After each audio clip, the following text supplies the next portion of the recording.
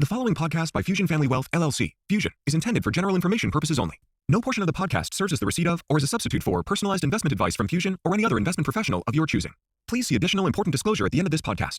A copy of Fusion's current written disclosure brochure discussing our advisory services and fees is available upon request or at www.fusionfamilywealth.com. All right, welcome to Crazy Wealthy, Fix It Friday. I'm going to start today by sharing with you a parody of an advice construct that was emailed to me by a client.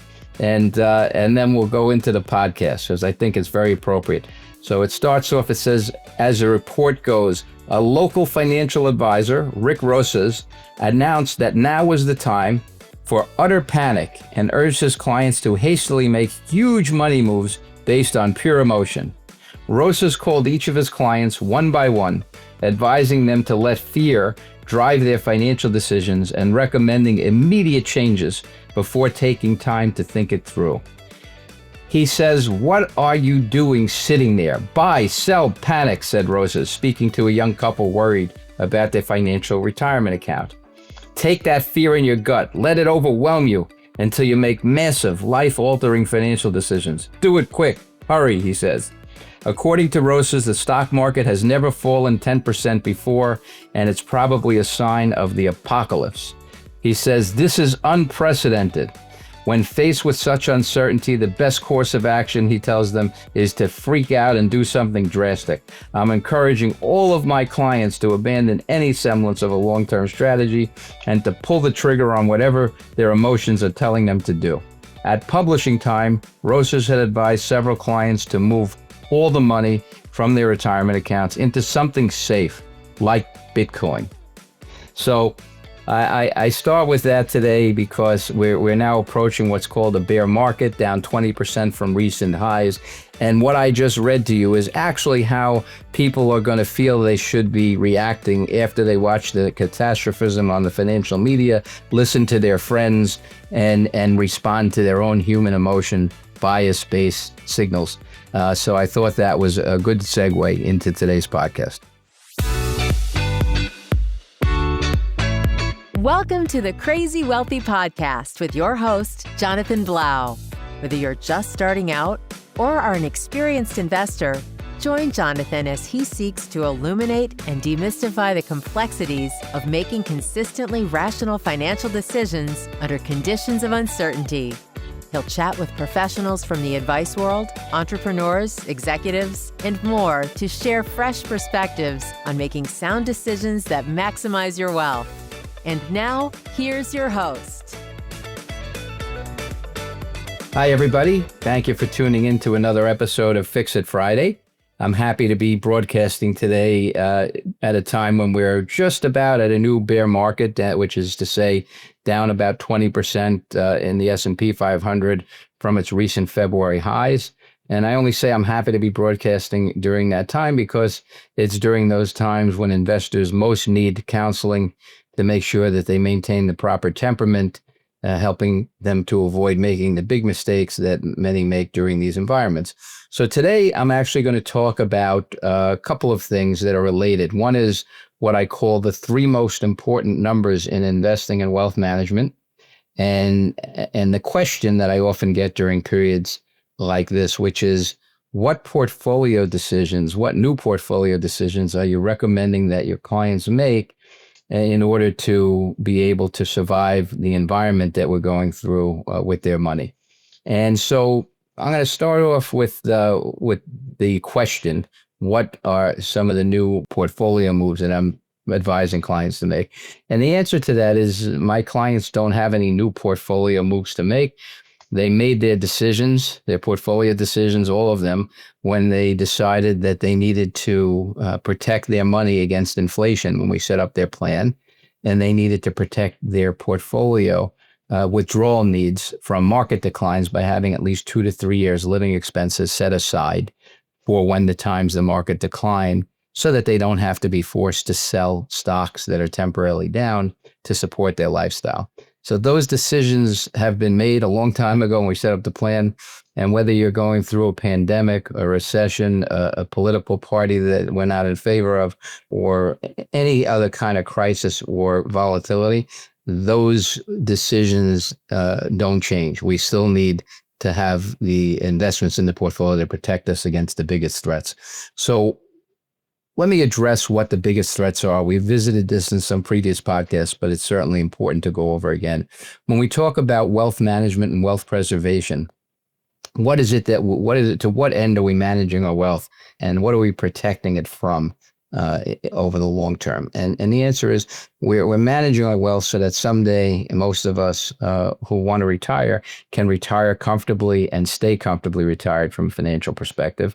And we're protecting our wealth from the disease, as I call it, of money, which is inflation. And so now I'm going to tie in what I referred to in the beginning as the three most important numbers in wealth management and investing. And those numbers are 10, 6, and 3. 10 refers to the last roughly 100-year annual average return for stocks, as evidenced by the Standard & Poor's 500 index.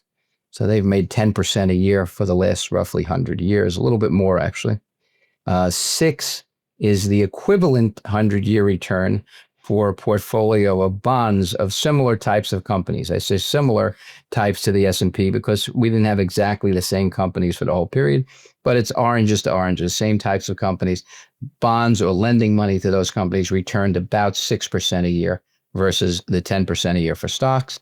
And so that explains the 10 number and the 6 number. The 3 number is inflation. That's been the rough inflation rate on average for the last 100 years. So a return that we will get in investing is meaningless to us unless we know what the inflation rate has been. So for example, if stocks have made 10% a year for the last 100 years, inflation has been 3. The real return, or after inflation, spendable return, is 7% a year.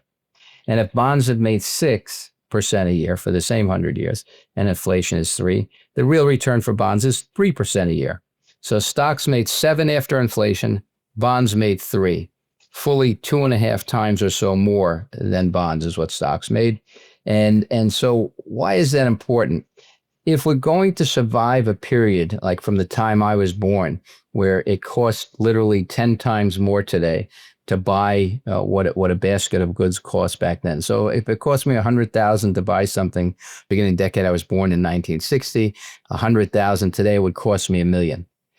The S&P 500 at the beginning of the decade I was born was 60. And today at 5,000, it's about 85 times higher. So 100,000 is worth $8.5 million, and much more than the $1 million I need to buy what inflation adjusted goods and services would cost me today. So investing in real assets that make or have made 7% a year after inflation is critical to protecting our money from its biggest external threat, which is inflation. I call the disease of money.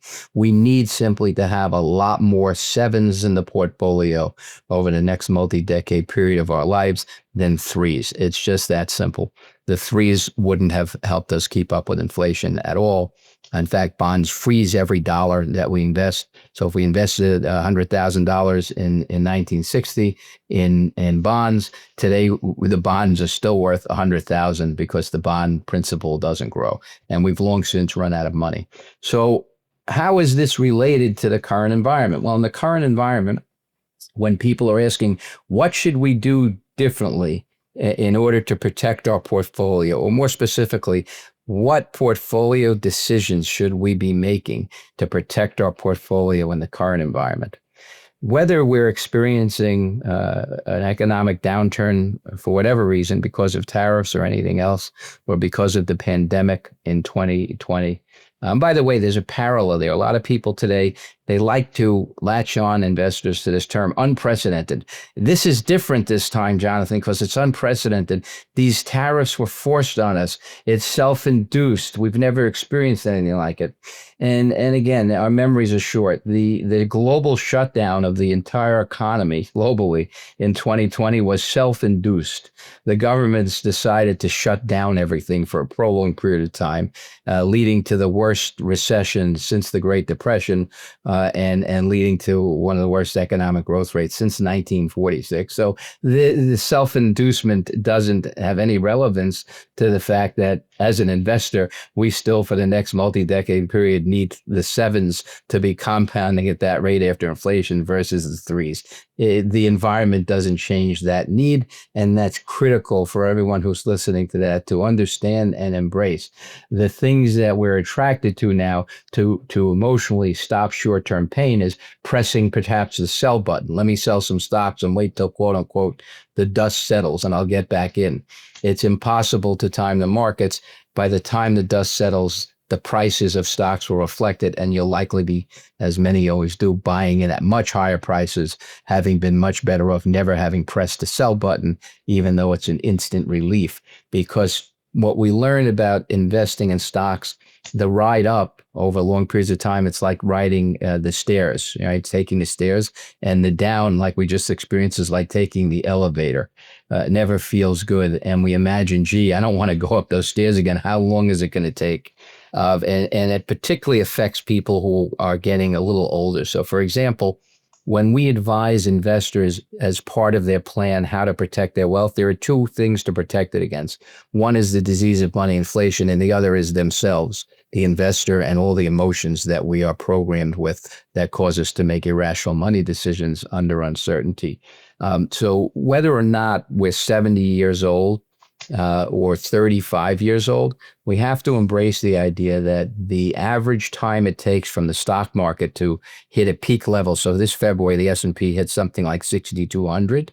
And then to go back to a trough level, let's say the average bear market is down 33%. So somewhere in the 4,000 range might be a trough. And then to go recover all the way to new highs past 6,200, that round trip has taken about 40 months historically. So as long as we have 2 to 3 years living expenses set aside out of stocks, short-term bonds, money markets, really doesn't matter, something that won't fluctuate, so that when we go into a bear market down 20% or more, and we're in retirement, we can shift our spending to that short-term pile of money that hasn't moved or fluctuated. It prevents us from having to sell our stocks while they're temporarily down in order to support our standard of living. What it also allows us to do, having that 2 to 3 years living expenses set aside, is to have the bulk of our money compounding in stocks at the 7% after inflation rate that we've experienced for the last 100 years. And that's critical. So if someone has $1 million and they're spending $40,000 a year, the advice is if you were prepared and you're retired, you would have roughly 80 to 120,000 already set aside. So this decline would not impede your ability to spend during retirement at all. And it also wouldn't hinder your compounding of stocks because you wouldn't have to sell them now at all. You would switch your spending to that cash piece. So being prepared financially is important. Being prepared emotionally is also important. To put everything in context, we have a 15% average annual decline in the Standard & Poor's 500 every year since 1980. So what we've experienced this year might be a little just slightly more than average occurrence. But because of all the news media sensationalism around it, because so many people are injustifiably, in some cases, very much opposed to the current regime and what they're doing, it enhances how we feel about how bad the economic outcome is likely to be. And it may, in fact, get worse. And we've certainly had times where it's been much worse. But the focus always needs to stay on it's okay to be afraid and concerned about what's happening to our money in the short term, to the economy and so forth. But it's also critical not to reflect those concerns by changing our portfolio strategy and going to things like cash too much, gold, bonds, because most likely we will never get back into the market in time.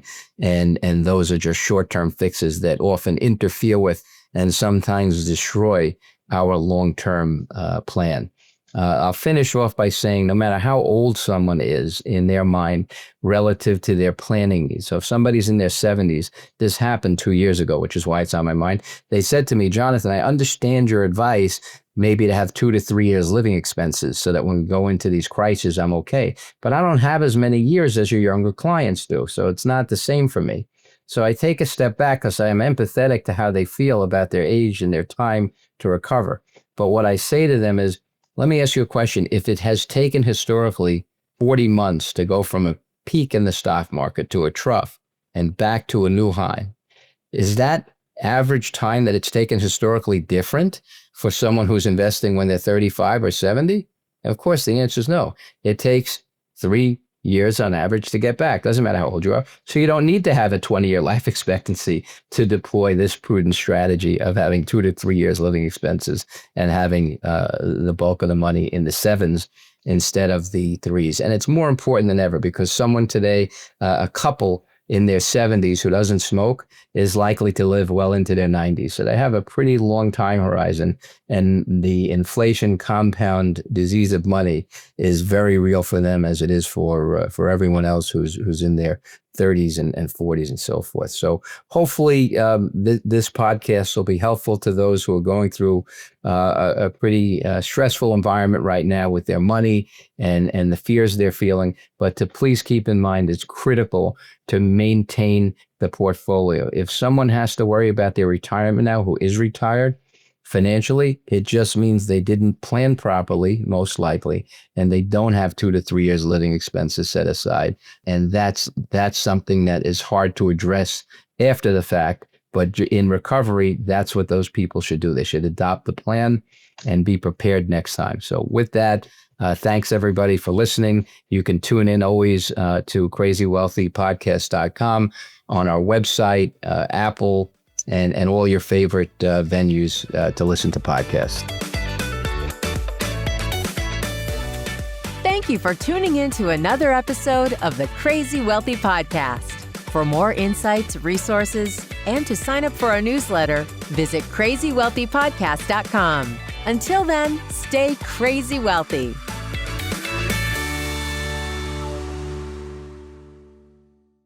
The previous podcast by Fusion Family Wealth, LLC, Fusion, was intended for general information purposes only. No portion of the podcast serves as the receipt of or as a substitute for personalized investment advice from Fusion or any other investment professional of your choosing. Different types of investments involve varying degrees of risk, and it should not be assumed that future performance of any specific investment or investment strategy, or any non-investment related or planning services, discussion, or content will be profitable, be suitable for your portfolio or individual situation. Neither Fusion's investment advisor registration status, nor any amount of prior experience or success should be construed that a certain level of results or satisfaction will be achieved if Fusion is engaged or continues to be engaged to provide investment advisory services. Fusion is neither a law firm nor accounting firm, and no portion of its services should be construed as legal or accounting advice. No portion of the video content should be construed by a client or prospective client as a guarantee that he or she will experience a certain level of results if Fusion is engaged or continues to be engaged to provide investment advisory services. A copy of Fusion's current written disclosure brochure discussing our advisory services and fees is available upon request or at www.fusionfamilywealth.com.